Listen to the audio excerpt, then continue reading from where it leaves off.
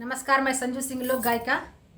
Corona जैसी आपदा की घड़ी में मेरी देशवासियों से अपील स्वरचित गीत के माध्यम से। रुक जाओ भाई, रुक जाओ बहनों, रुक जाओ भाई, रुक जाओ बहनों, जहाँ हो वहीं। गर तू ना रुका तो रुक जाएगी जिंदगी, गर तू ना रुका तो रुक जाएगी जिंदगी।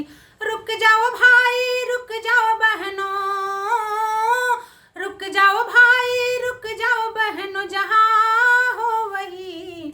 गर तू ना रुका तो रुक जाएगी जिंदगी, गर तू ना रुका तो रुक जाएगी जिंदगी। रेल रुक गई, विमान रुक गए, रुक गया सारा जहां।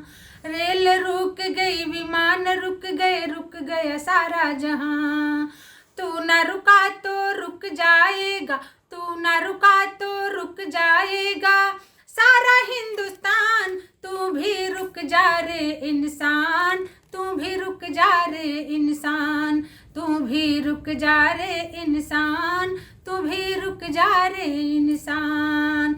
विनती करूं मैं हाथ जोड़ कर, मेरी बात सुनो ना। विनती करूं मैं हाथ जोड़ कर, मेरी बात सुनो ना। घर के अंदर तुम बैठे तो, घर के अंदर तुम बैठे तो भागेगा कोरोना, संकट में है हिंदुस्तान। अब तो समझो रे इंसान, संकट में है हिंदुस्तान।